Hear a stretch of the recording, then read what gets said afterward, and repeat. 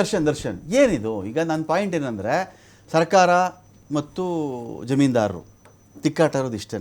ಇದಕ್ಕೆ ಯಾರೋ ಸರ್ವೆ ಅಧಿಕಾರಿಗಳು, ಕಂದಾಯ ಇಲಾಖೆಯವರು ಅವರೆಲ್ಲ ಚಪ್ಪಲಿ ಒದೆ ತಿಂದು, ಪೊರಕೆಲ್ ಒದೆ ತಿಂದು, ಕಲ್ಲುಗಳಲ್ಲಿ ಕಾರ್ ಮೇಲೆ ಹೊಡೆದು ಇದು ಯಾಕೆ ಬೇಕು? ಇದೊಂಥರ ಯಾರನ್ನೋ ಕಂಡೋರ ಮಕ್ಕಳನ್ನು ಬಾವಿಗಿಳಿಸ್ಬಿಟ್ಟು ಆಳ ನೋಡ್ದಂಗಲ್ವಾ ದರ್ಶನ್? ಇದು ಬೇಕಾ?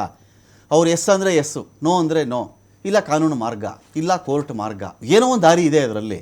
ಸೊ ಈಗ ಹೋಗಿ ಸರ್ವೆ ಮಾಡಿ ಅಂದರೆ ಅಲ್ಲಿ ಪ್ರಕ್ಷುಬ್ಧ ವಾತಾವರಣ ಇದೆ, ಪರ ಇರೋರು ಇದ್ದಾರೆ, ವಿರೋಧ ಇರೋರು ಇದ್ದಾರೆ. ಯಾಕೆ ಈ ಸರ್ಕಸ್ ಯಾಕೆ ಸರ್ಕಾರದ ಕಡೆಯಿಂದ ಅಂತ ಸರ್? ಈಗ ಮಂಡಲಹಳ್ಳಿ ಗ್ರಾಮ ಅದ 71 ಎಕರೆ ಏನಿದೆ, ಅದರಲ್ಲಿ 21 ಜನ ಒಪ್ಪಿಗೆ ಕೊಟ್ಟಿದ್ದಾರೆ ಅನ್ನುವಂತ ವಿಚಾರ. ಇನ್ನು 6 ಜನ ಅದರ ವಿರೋಧ ಇದ್ದಾರೆ ಅನ್ನುವಂಥದ್ದು ವಿಚಾರ ಇದೆ. ವಿರೋಧ ಇದ್ದವರು ಸ್ವಾಗತ, ಪರ ಇದ್ದವರು ಸ್ವಾಗತ. ಒಂದು ಸರ್ಕಾರ ಅಂದ್ರೆ ಎರಡನ್ನೂ ಸಮಾನವಾಗಿ ಸ್ವೀಕಾರ ಮಾಡಬೇಕಾಗ್ತದೆ. ಇವತ್ತು ಒಬ್ರು ಅಧಿಕಾರಿಗಳು, ಅವರಿಗೆ ಹಿರಿಯಾದಂತ ತಂದೆ ತಾಯಿಗಳಿರ್ತಾರೆ, ಕಟ್ಕೊಂಡಂತ ಮಡದಿ ಇರ್ತಾರೆ, ಮಕ್ಳಿರ್ತಾರೆ, ಅಂತ ಗೌರವದಂತ ಬದುಕನ್ನ ಬಾಳುವಂತ ಅಧಿಕಾರಿಗಳ ಮೇಲೆ ಇವತ್ತು ಚಪ್ಲಿನಲ್ಲಿ ಹೊಡೆದಿರ್ತಕ್ಕಂಥದ್ದು ಸಮಾಜದಲ್ಲಿ ಅವ್ರನ್ನ ನೋಡುವಂತ ದೃಷ್ಟಿ ಏನಾಗಬಹುದು?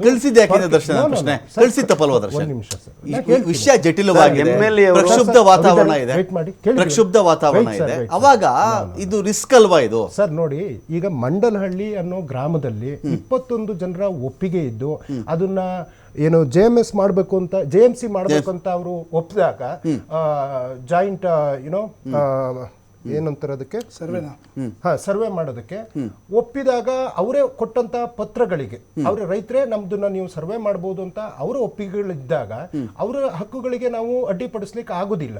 ಮತ್ತೆ ಇವರು ಇಲ್ಲಿ ನಿನ್ನೆ ಯಾರೆಲ್ಲ ಪರಕೆ ಹಿಡ್ಕೊಂಡ್ ಬಂದ್ರು ಅವ್ರಿಗೂ ಆ ಜಮೀನಿಗೂ ಸಂಬಂಧನೇ ಇಲ್ಲ.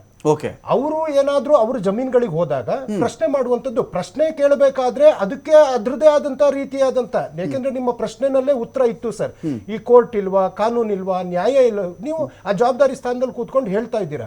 ಈ ಒಬ್ಬ ಮನುಷ್ಯ ತನ್ನ ಹಕ್ಕಿಗೋಸ್ಕರ ಇಡೀ ಬಿಡದಿನಲ್ಲಿ ಅಲ್ಲಿ ಏನಾದ್ರೂ ವಶಪಡಿಸ್ಕೊಂಡ್ರೆ, ಒಬ್ಬ ನೀಟಾಗಿ ಅವನು ಕೋರ್ಟ್ ಅಲ್ಲಿ ಹೋರಾಟ ಮಾಡಿದ್ರೆ ಖಂಡಿತವಾಗ್ಲೂ ಜಮೀನು ಬಿಟ್ಟೇ ಕೆಲಸ ಮಾಡಬೇಕಾಗ್ತದೆ. ನ್ಯಾಯಾಲಯಕ್ಕಿಂತ, ಸಂವಿಧಾನಕ್ಕಿಂತ ಈ ದೇಶದಲ್ಲಿ ದೊಡ್ಡವರು ಯಾರೂ ಇಲ್ಲ. ಸೊ ಹಾಗೆ ಕೋರ್ಟ್ ನಲ್ಲಿ ಅವರು ಅವರ ವ್ಯಾಜ್ಯವನ್ನ ಮಾಡ್ಕೊಬಹುದು. ಇವತ್ತು ಪತ್ರಗಳು ಬಂದಿದೆ, ಸರ್ಕಾರ ರೈತರ ಯಾರು ನಾವು ಕೊಡ್ತೀವಿ ಅಂದವ್ರಿಗೂ ತಲೆಬಾಗ್ಬೇಕಾಗ್ತದೆ, ಕೊಡಲ್ಲ ಅಂದವ್ರನ್ನ ನಾವು ಕೂತ್ ಮಾತನಾಡುವಂಥದ್ದು ಇದ್ದೀವಿ. ಇಲ್ಲಿ ಯಾರಿಗೂ ಅನ್ಯಾಯ ಆಗುವಂತ ವಿಚಾರ ಇಲ್ಲ.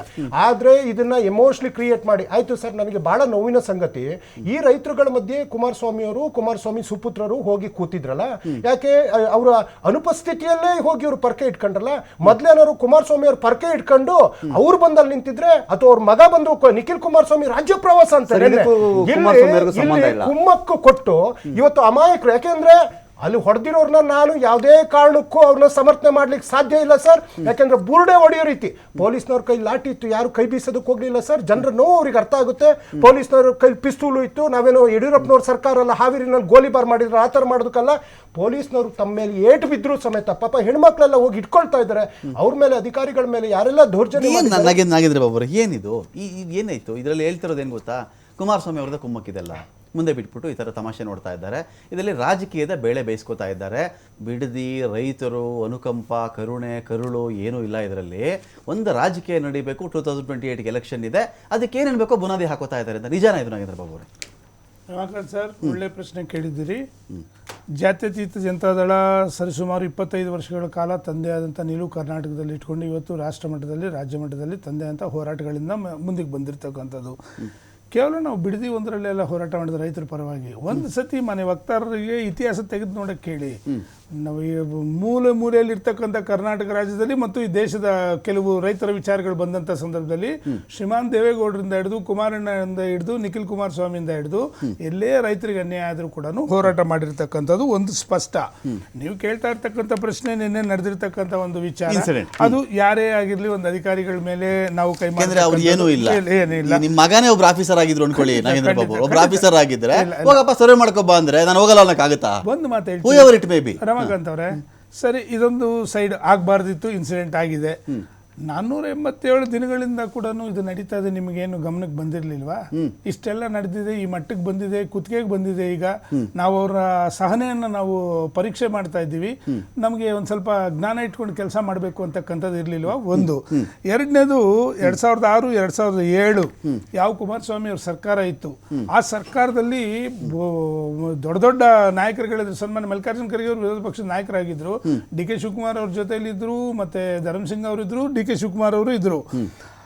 ಅಂದು 2006 ಮತ್ತು 2007ರಲ್ಲಿ ಮಲ್ಲಿಕಾರ್ಜುನ ಖರ್ಗೆ, ಸಿದ್ದರಾಮಯ್ಯ ಹಾಗೂ ಡಿ ಕೆ ಶಿವಕುಮಾರ್ ಸೇರಿದಂತೆ ಅಂದಿನ ಕಾಂಗ್ರೆಸ್ ನಾಯಕರು ಬಿಡದಿಯ ಯೋಜನೆ ಬಗ್ಗೆ ಏನು ಹೇಳಿದ್ದಾರೆ ಗೊತ್ತಾ? ಒಂದೇ ಒಂದು ಸ್ಮಾಲ್ ಇಲ್ಲ, ತುಂಬಾ ನೀವು ಲಾಸ್ಟ್ ಟೈಮ್ ಓದ್ತಿದ್ದೀರಿ. ಇಲ್ಲ, ವಿಷಯ ಹೇಳ್ಬಿಡೋಣ, ಈ ವಿಷಯಕ್ಕೆ ಸಂಬಂಧಪಟ್ಟಂತೆ ನಾನು ಹೇಳಿದ್ದೇನು ಓದ್ತೀನಿ. ಗೊತ್ತಾ? ಒಂದ್ ಸೆಕೆಂಡ್ ಶುರು ಸರ್. ಮಾಡಿದಾರೆ ಸರ್, ಕುಮಾರಸ್ವಾಮಿ ಒಂದ್ ಅವರು. ಸೆಕೆಂಡ್. ಸರ್, ಒಂದ್ ಇದೇ ಸೆಕೆಂಡ್. ಬಿಡದಿಯಲ್ಲಿ Yes. ಇದೇ ಬಿಡದಿಯಲ್ಲಿ Yes. ಇಂಡಸ್ಟ್ರಿಯಲ್ ಏರಿಯಾ ಆಗಿದೆ, Yes. ಇದೇ Yes. Harohalli industrial area Yes. ಆಗಿದೆ. Yes. ಅವಾಗ ಚೆನ್ನಾಗಿತ್ತ ಅಂತ ಇದೇ ಶಿವಕುಮಾರ್ ಅವರು ಕೇಳಿದ್ರು, ಡಿ ಕೆ ಈಗ ಶಿವಕುಮಾರ್ ಅದನ್ನೇ ನಾವು ಕೇಳಿದ್ರು. ಹೇಳ್ತೇವೆ ನಾನು. ಅದು- ಅದು ಆ ಚೆನ್ನಾಗಿತ್ತ? ವಿಷಯ- ಆ ವಿಷಯಕ್ಕೆ- ಅವತ್ತಿಗೆ ಮರ ಗಿಡ, ಆಕ್ಸಿಜನ್ ಟ್ಯಾಂಕು, ಗ್ರೀನು, ಹಸಿರು ಹೇಳಿ, ಇದೆಲ್ಲ ಏನು ಇರ್ಲಿಲ್ಲ ಅಂತ ನಿಮ್ಗೆ ಕೇಳ್ತಾರೆ. ಉತ್ತರ ಬೇಕು ತಾನೆ?